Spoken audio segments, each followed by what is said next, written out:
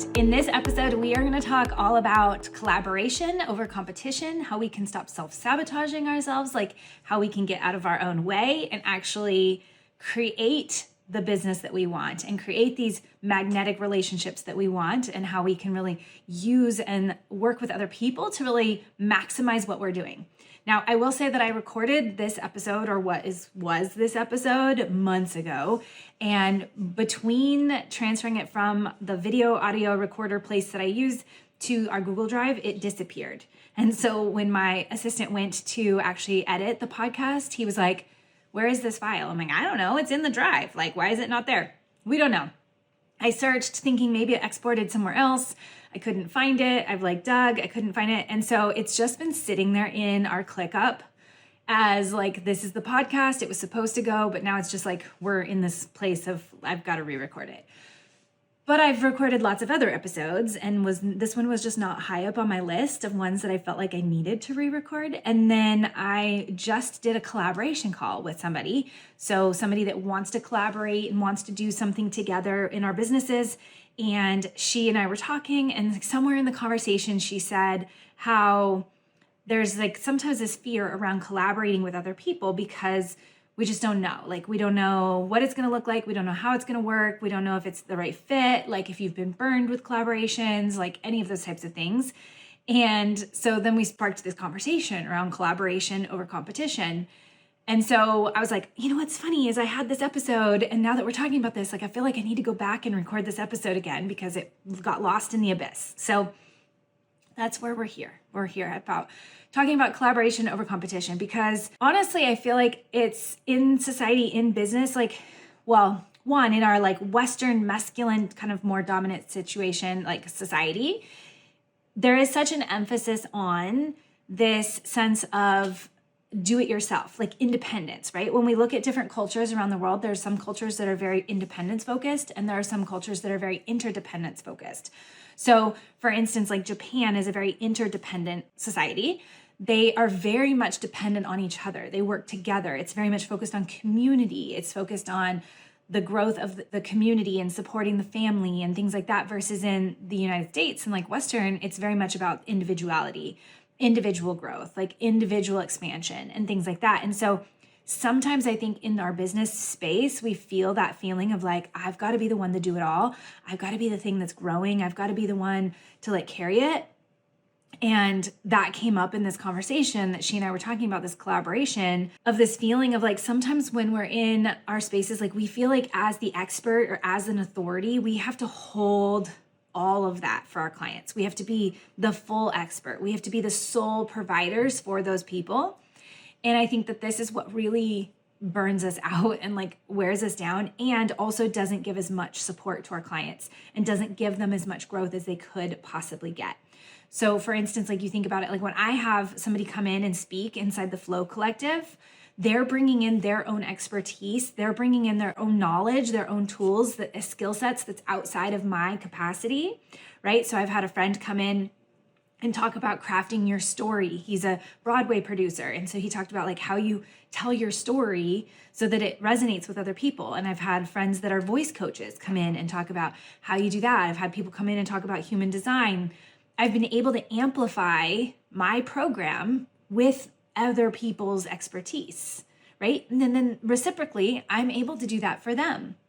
And I think that what happens is that when we get into this fear-based space, when we think that there's not enough clients, there's not enough people, that if I support somebody else, my clients are going to go to them, and then I'm going to be without. Ultimately, I think scarcity and lack mindset is what holds us back from collaborations. It holds us back from working with other people. If we really knew deep down that we have so much value and there's plenty of clients to go around, that we would be so open to collaborations and so open to be able to add more value to our community and our people and our audience. But yet the lack and the fear of they're going to go to somebody else. Now, I see this even in the space of right, I work in cycle syncing and I work with helping women with their hormones, or I don't really help all the time with the hormones. It's kind of a byproduct, but I help them use their cycle and their hormones in their business and getting more productive and having more time and creating more balance, becoming more magnetic, creating this nervous system regulation, all those things. So there's been times in the past, what I would do is I would compare myself to people that were in similar spaces. They were doing similar things and feel like I can't collaborate with them because it's too much overlap. There's too much similarities to them. And if I collaborate with them, like maybe people will go over there and they'll work with them instead of working with me. And this last, I don't know, year or two, it's like, really, why? Like, why are we believing that? Why are we feeling that way? Like, I know that I have value to offer and I have a different perspective. And if the person out there is watching finds more value or finds more resonance with this other person and they go work with this other person, ultimately at the end of the day, like I want them to get the most impact. So if I stand in my full energy and my full power, knowing that I can serve people, I can add value to people, I can help people transform their lives, then that's going to magnetize the people that need that want to work with me. And if the person I'm collaborating with does that for a whole different group of people, that's great. It's great for both of us, right? And so I think there is this essence, like I actually reached out to somebody one time about collaborations, and she worked in the hormone space, but she worked much more in the hormone space of like helping people create lifestyle habits that support your hormones and help balance your hormones. To me, it didn't feel like there was any overlap at all. It felt very complementary. Like I help women work in their business using their hormones and their bodies to create more sustainable businesses. She works in the area of like, how do we balance your hormones? Like to me, very complementary, right? But she told me that it didn't align for her because she felt like it was almost like a threat, was what she kind of, the way she worded the conversation. And it really took me aback. Like it really was surprised me because to me, I had no anticipation of like taking over her clients or it being a conflict of interest in any way, shape, or form. I felt like it was very much complementary for both of us, that it was going to support her clients. And then also by me supporting her clients and she supporting my clients, that everybody was going to win. It was going to be a win-win all the way around. Like every person was going to get more value. And then, like I said at the beginning, when you're attributed with that extra value, it's like ultimately your program, your people, like they're the ones that are going to sit there and be like, oh, it's because of her that I have now all this extra added value. And I think we sometimes get scared that somebody else is going to have something more than we do. And I think that ultimately is the deeper problem. The deeper thing that's happening isn't necessarily the collaboration or that somebody else is going to overlap with us or that's going to be a competition, but that it's the lack of the confidence in what you have to offer. It's you not standing in your full power. Because if you stand in your full power, it doesn't matter what anybody else is doing or what anybody else says. You are going to magnetize the people that are meant to work with you. They are going to see you and they're going to be drawn to you and they're going to want to work with you no matter who is standing beside you. In fact, when we stand beside other women or other men even, is when we amplify what we're meant to do. Like I fully believe that when we look at this masculine, feminine sort of space, that women are meant to operate in a collective. They're meant to operate in this essence of like working together. When we look back at even things like such as birth, like back in the day, like when a woman went into labor and she was having a baby, there was a whole group of women that came around to support her. And I can tell you as a mom who's gone through labor 3 times and who has labored with a group of people, with no people, and with a group of people, laboring with a group of people changes the labor. It changes it. So this, with my first baby, I went in, I had a group of people. I had a doula, I had my best friend who was a labor and delivery nurse. I had another friend of mine who was a photographer, but she was also there as a support. I had my husband, I had the midwife, I had the nurse. I had probably like a team of 8 people in there supporting me during that delivery. And it was amazing. Like it was amazing. Like at any one point in time, I had somebody by my side or on my back or like wherever I needed them, there was somebody there to help support me in that like most challenging, excruciating time of my life as I'm bringing forth life into the world.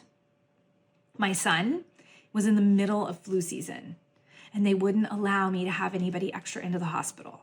So I had my husband and I had somebody who was going to come and take pictures and be there as that, but she hadn't been through birth. Like, she hadn't had her own kids. So it was a very different dynamic than the one that had been there before, the one that was there to take pictures before, but was a really good friend of mine and had been through birth and like knew what was happening.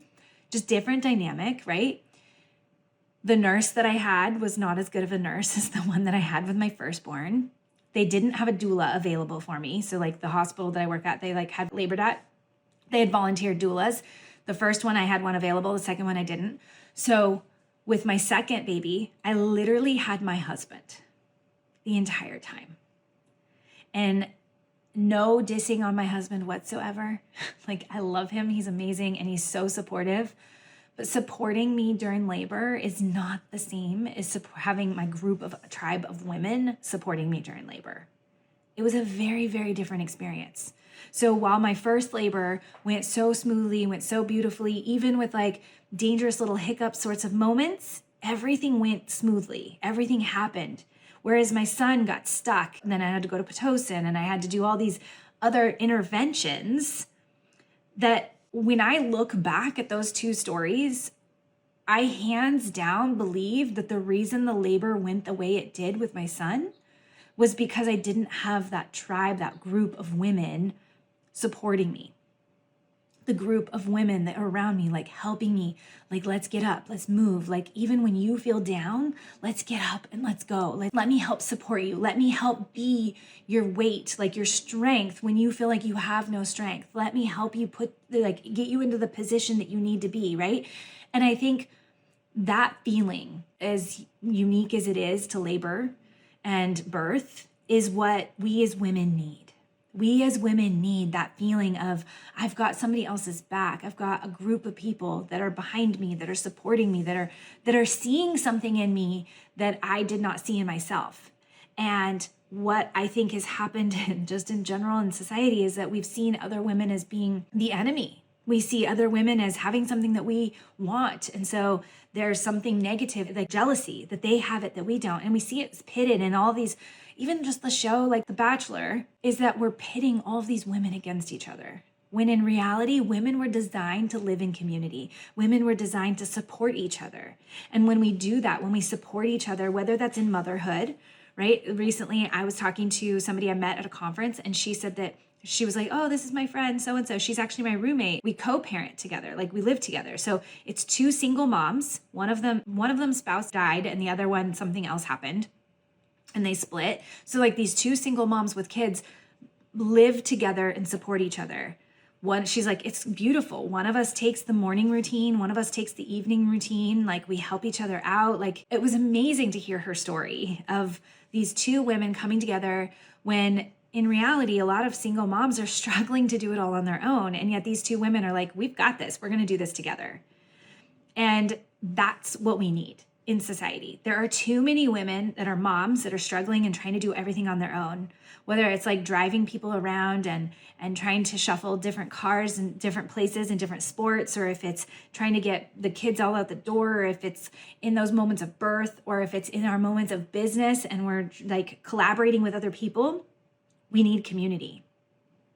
And we actually rise faster and farther, and we go further when we have that support beside us and we actually are doing it more. I think the whole idea of competition and jealousy is curated as a way to keep women from really maximizing on what they're capable of and what is possible for them, and what power would come if we actually started to lean into that instead of resisting it and pulling away from it. I mean, I know in this conversation, we've kind of taken a side tangent, like we're talking about like collaborations and working in community, whether it's that or whether it's the community of people that you're surrounding yourself with. Like, women as a whole, we thrive when we have community. We thrive when we're working together with other people. We thrive when we have that support system. So whether you're looking at this from a place of how do I collaborate with other people, it's going to elevate your voice, it's going to elevate their voice, and it's going to help amplify what you're doing. Now, I think there are situations where this doesn't always go according to plan, right? There is some of those times where you do collaborate with somebody and it does go negatively. It's something where they either backstab you, or they do try to like steal all your clients, or they do whatever. Like, there are going to be those situations. And I just want to like highlight that and honor that, because I think the root of that comes from the place that both of those people are not coming from this very authentic, like community heart place. There's one person coming into that conversation and into that collaboration thinking, what can I get out of this? How is this benefiting me? How can I take advantage of this situation? And I think that's where everything goes wrong. When we come into those spaces and we come into those relationships and we think, how can I amplify this other person? How can I support this other person? How can we link arms together? Is when everything goes great and wonderful. It's when there's one person in there coming with that intention and the other person is coming in thinking like, how can I gain? How can I walk away from this better? Like in the sense of like, I'm taking advantage of this situation.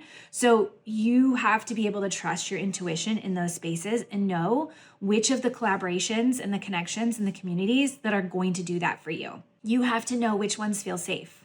I have a couple of different communities that I'm a part of right now, and there's some that feel so safe to me that I know that when I'm in my lowest point, like those people have my back. I know that if I needed anything, I could call on them. If I wanted any sort of connection, collaboration, whatever, they would be there for me. And then I also have others that don't feel safe. Ones that I stand a little bit more guarded. There's ones that I don't give as much as I would love to, or as much as I would love to be a part of the group because of that unsafe sort of feel. And so know that there is a difference between jumping into community and jumping into collaborations just because it's a collaboration, and also having this discernment and having this intuition of where do we need to make those shifts? Like, where do we need to set boundaries, and where do we need to know like this is an unsafe collaboration? But going back to that, the fear around like this is a lack mentality, or is this something that I'm feeling like scarcity around? Like that's the ones that we want to be mindful of, because that's in our own stuff, not theirs, right? It's like when the intention on the other end is coming from a negative space, that's a different story, and ones that we maybe want to set boundaries with. But when it's our own stuff coming up, when it's our own like fear or scarcity of, if I do this collaboration with this person, they're going to steal all my clients. If the fear is coming up internally, then that is something and somewhere that we maybe need to address, and we need to look at and go a little bit deeper and see how can you stand in your power? How can you stand in your authority? How can you stand in your voice so that we can amplify your message even more? And when you do that, I guarantee you're going to see so much more growth. You're going to see so much more momentum. Like I would not be here today where I'm at without the people, the connections that I've used, and the people I've met, and the relationships I've built. Like they are everything. They are everything. And there's not a day that I go through my business that I am not so grateful for the people I've met, for the people that I've created community with, the people that I've collaborated with, because they've opened up so many doors and so many possibilities for me that when somebody reaches out to me on Instagram or whatever and like talks about collaboration, it's almost like 100% yes, almost every single time, unless it doesn't fit with like my calendar and life and like scheduling and whatever. Like I had somebody reach out today and I was like, I can't, like I have no capacity in my schedule to add this in. But if I have the capacity, I will almost always be open and willing to collaborate, because every time I've collaborated, I've seen so many doors open and so many opportunities open. And it never has been one of those, for me personally, it's never been one of those moments where I'm like, oh, there's never been ones where I've walked away feeling like I regret having made that collaboration or that connection or creating that community. Like there's ones that I love, and then I go deeper into those and go lean in more. But there's never, if you're trusting your gut and trusting your intuition and listening for that discerning voice as to which ones are aligned for you and not, I guarantee you're going to go far faster and far further and feel far more supported when you have community backing you in those collaborations. So I think that's it. I think I've kind of talked myself a little bit in circles here, but I just feel so passionate about it because collaborations are one of the number one thing that is going to drive your business forward or not. Like I truly 100% believe that the connections and the collaborations, the networking that you do in your business, especially as a new business owner, are the things that are going to make and break whether or not somebody stays in it and goes for the long haul. Like business can be challenging, business can be rough, and like balancing it with life and family and all of the other things is even more so. Like we see more challenges that I don't want to say it's hard and struggles, but like it is challenging. There are challenges that we face in that space. And so what we do and how we respond to those challenges oftentimes has to do with the people that we're surrounded with and the connections in the community that we're a part of. And so if you're doing it all on your own, chances are when you face those challenges and go through those challenges, it's going to be much more likely that you're going to give it up and let it go than when you have the community and the support there with you. So I know this episode was intended really to talk about like the collaborations only, but I think it really just stems from this whole place that women, we were designed to be in community. We are designed to be a collective. We are designed to support each other. And that's when we see our greatest manifestations of what we want. So anywho, I will leave it there and I will see you in the next episode. Bye. Alrighty, friend. It was such a pleasure to hang out with you today on today's episode. I cannot wait to do it again with you next week, so save the date. We'll meet here again. Until then, if you haven't already, be sure to leave a review on the podcast, letting us know what you love about this podcast. After you do that, submit a screenshot of that to support@renaefieck.com, and you will be entered in to be able to have one of our free spots inside of Your Cycle 101, our foundational program, letting you know the ins and the outs of how your cycle impacts you every single day. Alrighty, friend, I will see you next week.